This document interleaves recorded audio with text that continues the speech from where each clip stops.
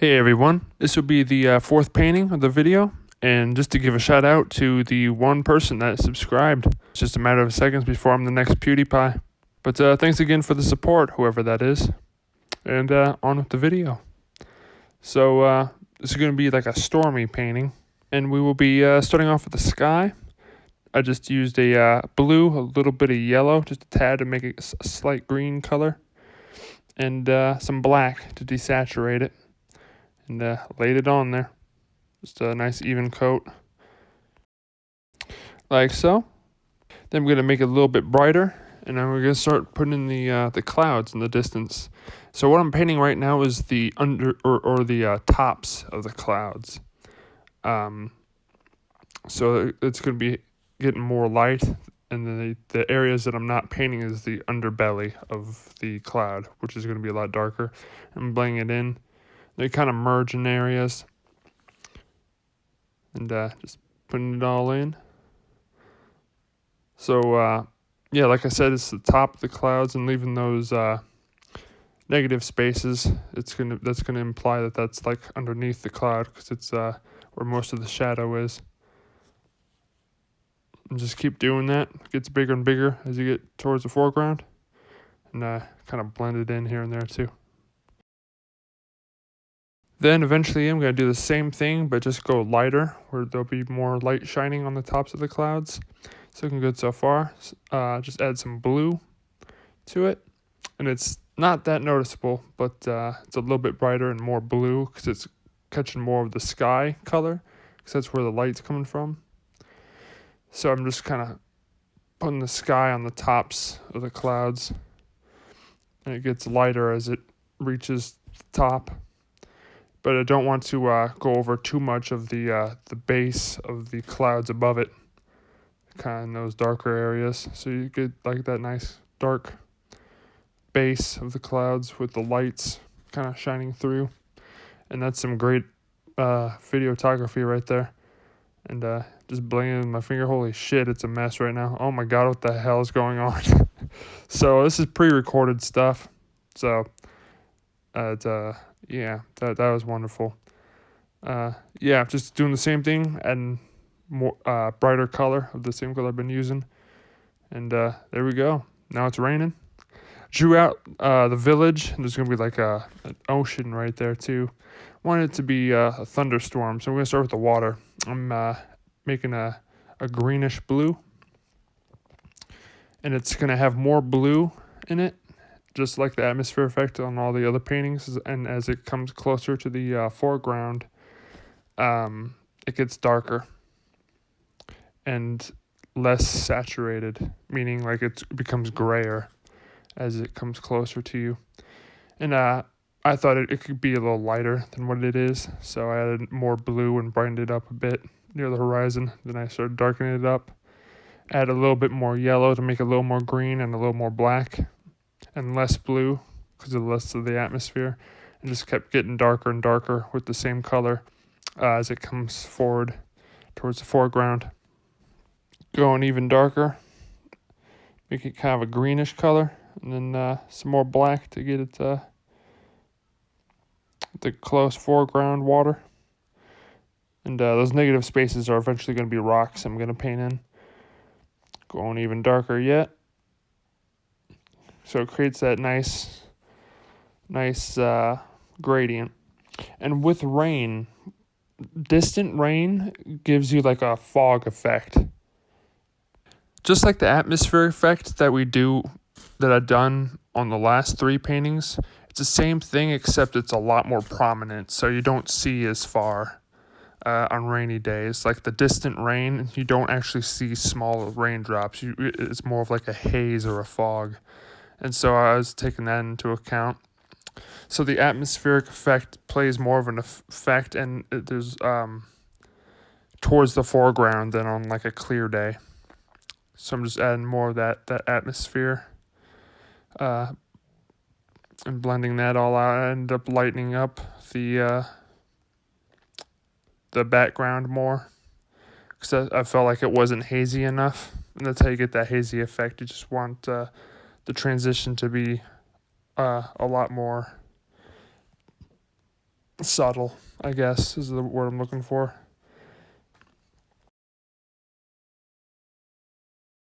So yeah, I just ended up redoing the whole water, just going even brighter, starting at a brighter at the base and then going darker again as you get towards the foreground. Now we're going to do the, sorry for the cough, clearing my throat. The even farther distance in the water, I decided to add even more of the sky color to it. So the contrast, I want it to be like almost to where like the horizon of the water is almost very close to the same shade of color and darkness as the sky. So it almost like the water sort of fades into the sky. And that's what kind of gives it that rainy, distant rain illusion. So I ended up doing the water a third time just because I just want to get it all right. And yeah.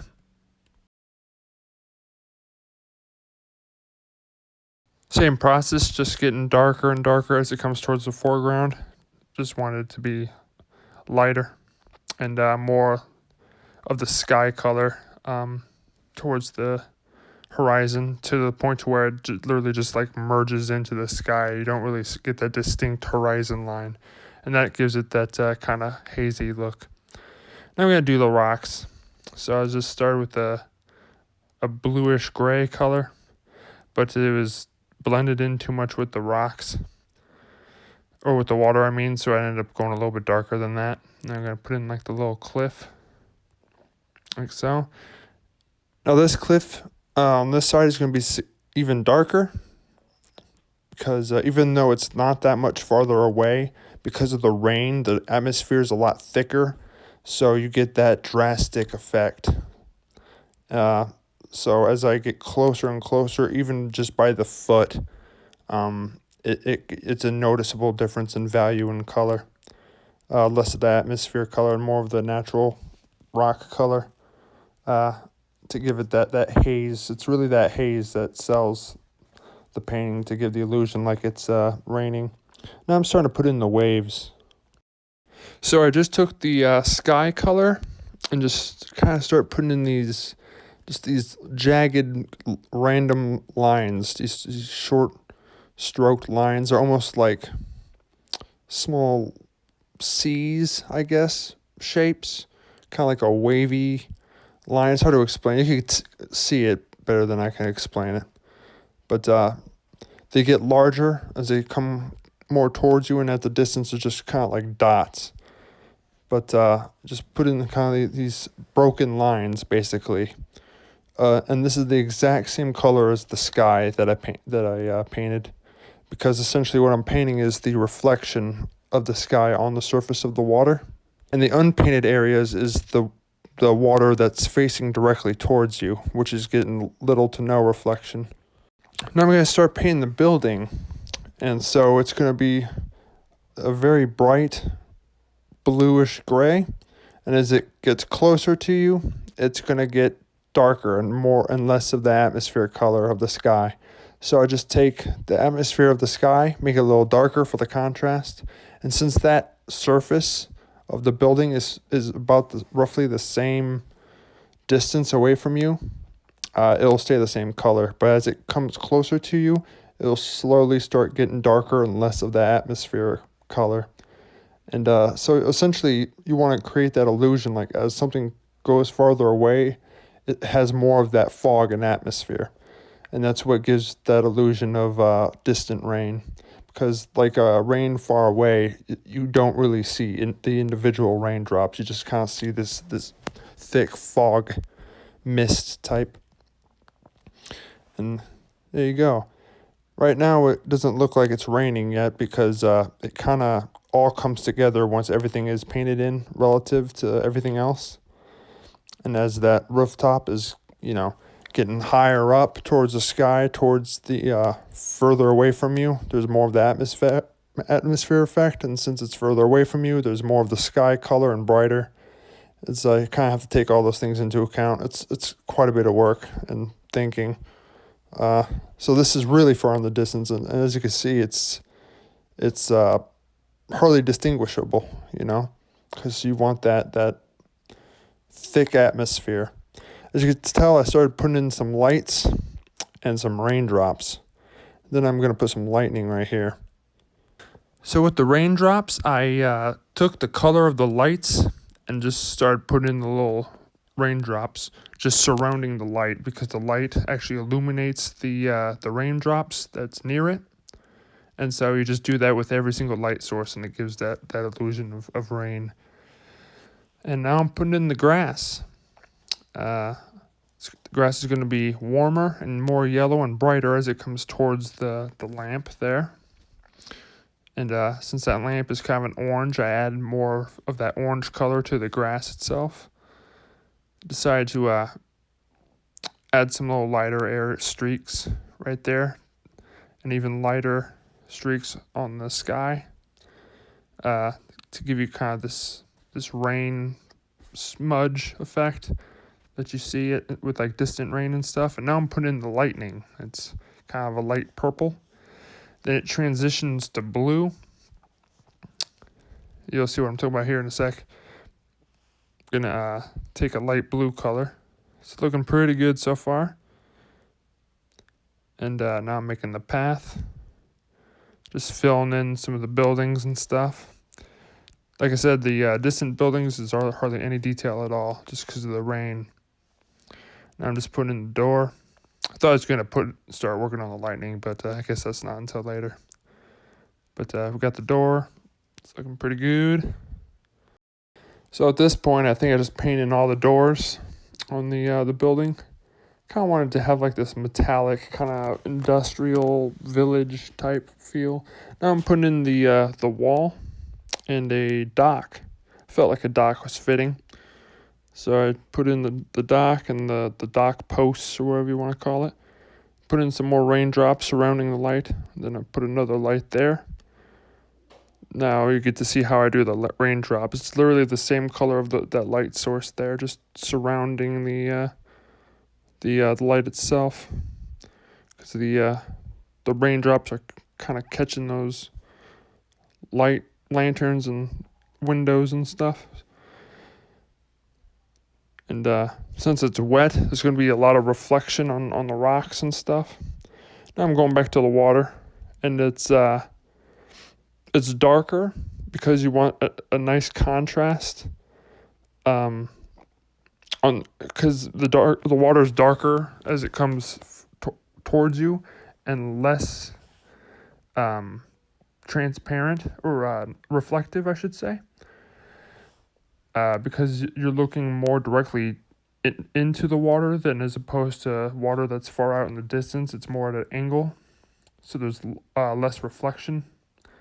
So it's just the same color, just grayed down, and a little bit brighter than the base. And then I go over again with the highlights of the sky, kind of emphasizing the edges. So basically the water is more reflective on the edge of a wave as it turns away from your field of view, and more opaque as the water is as you're looking directly towards the water. It's kind of confusing, but hopefully that makes some sense. And yeah, putting in some more lights, and now I'm gonna do the reflection of the light. So the light's right about there, and just start putting in the reflection of each of the lights. Same with that little light post there. Just drag it all the way down. You want it to be kind of broken lines here and there, where the water is sort of catching the reflection. And I got a new clean tray, and I'm ready to continue on the lightning here. Add some white and some blue, and some red. So you go from purple and then lighter again with the blue, and then in the brightest area where the bolt is hottest, which is like the main lightning bolt, it's just pure white. And then I'll also put some, there's a pipe there. Some more reflections from the lightning onto the grass now. It's going to be like this nice blue. And now I'm also putting a reflection of the sky on the rooftops of these buildings and the rocks here. Because it's so wet, you get that really bright colors because it's whenever something's wet, it reflects that exact color that the sky is, or whatever it is that it's reflecting. So if the sky is that bright and it's a wet surface, it's going to be that bright when you color in that surface that's reflecting, no matter what it is, if it's a rock or wood or whatever surface it's on. That's how you get that nice wet look. And then just going over again on the tops of the waves, adding more of that sky color. It's looking pretty good so far. Now I'm just putting in some more stuff from the cliffs. Now I'm actually putting in the reflection of the cliffs. So you see the areas that are light. That's the reflective part of the water. So in the reflective part of the water, I'm going to start putting in the cliff color, because it's going to be reflecting that cliff right there. So I'm just going to put that in, and it's already going to start looking a lot more like water. So you can see. Same with that little rock there. Just suggesting that the cliff is being reflected in the water as well, not just the sky. It's basically a mirror, if you think of it that way. Now I'm just putting in some more raindrops. It's basically the sky color, just a little bit brighter. It's very faint. Now I put in a distant island, because I decided to put in a lighthouse, because I want another light source just to add some more rain that's lit up. So I put this little lighthouse just chilling there on that island. Put a little roof on it. And put pure white in the center, get kind of that glow. Then just took white around it where it's catching the light. And then, of course, the reflection on the water as well. Then it goes to a light blue as it goes further away from the lighthouse, just to give it kind of a gradient from really bright. And it kind of gradiates outwards. Same thing. Just darker and more of the sky color. But still brighter than the sky itself, just slightly. This was a lot of work. Now I'm painting in the actual sea foam, like the foam that gets stirred up when a lot of water's moving. And for the foam, I just kind of used a bright bluish gray and just kind of contour it towards the angle of the waves. So it's kind of like you want to angle it the same direction that the wave is going, basically. So if the wave is you kind of want to envision like the direction that you want the wave to go, and just kind of paint towards that direction to give it make it look convincing, like it's actually like stirring stuff up and things like that. Then I go over with some more highlights. So the foam that we started with was basically the foam that's kind of underneath the water. Then when you go over with the lighter colors, that's like the foam that's sitting like above the water. It gives it that cool illusion. Then I put in some raindrops, some more raindrops that's illuminated by the sky. Also reflections on the ground, because the ground is also wet. It's just and lights where the lights need to be. And I think it turned out pretty well. Hopefully this helps. That's a lot to throw at you. For the raindrops, I just did a darker version of what I'm painting over. Then add one dark side. And then put in the sky color. And then the sky color on the other side. And get also consider the light sources as well. So all the light sources will be bouncing off these droplets. So put those light colors in the area that's facing the particular light source that it's capturing. like so. And I can't tell what the hell. Oh, yeah, there we go. And that's what we got. Hopefully this was helpful. I enjoyed doing it. And thanks for watching if you made it this far.